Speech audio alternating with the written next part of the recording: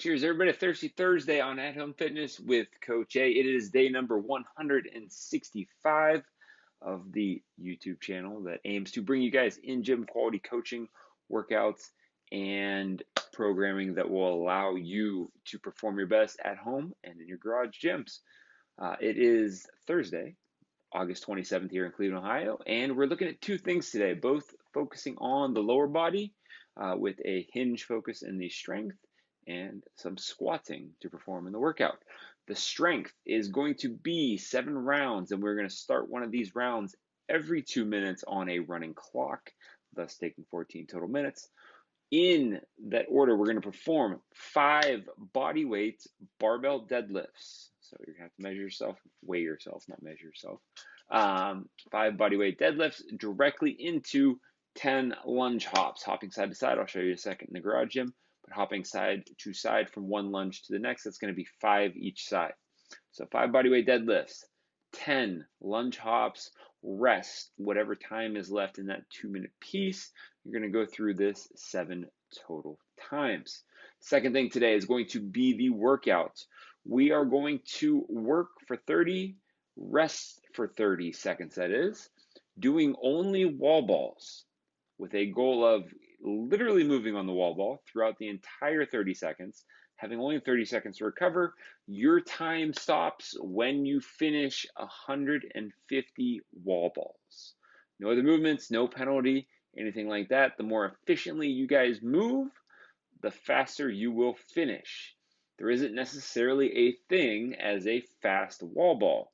There is, however, a thing as sloppy, slow wall balls, where we're wasting time, we're wasting movement, and we're probably wasting breath and energy. So our goal today, and feel free to practice, warm this up a little bit, make sure you guys have your rhythm in, it's 150 wall balls, 4 time. You can only work 30 seconds, and you have to rest 30 seconds back and forth.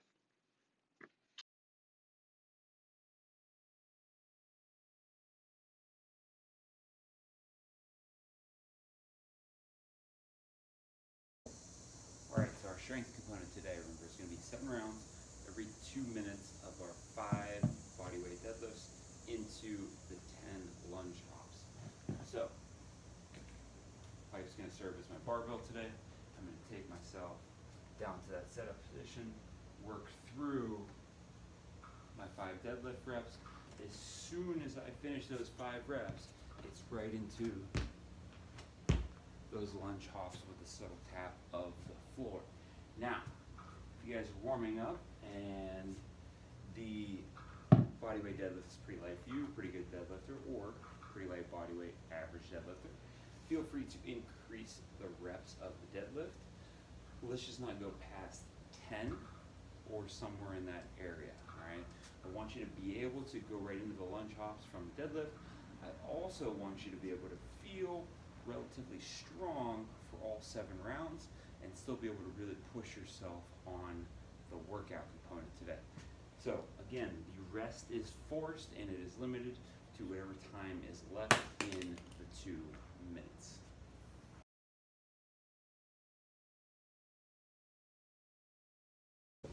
All right, stepping outside the garage here for the wall balls. Remember, you guys, full squat, contact 10 feet or 9 feet, depending on guys or gals. We are looking at 30 seconds of work, 30 seconds of rest.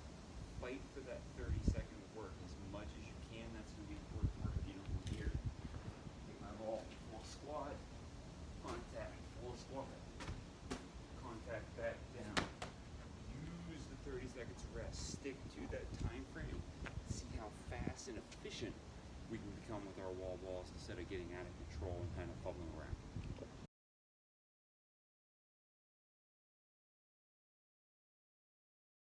Stay tuned for movement modifications.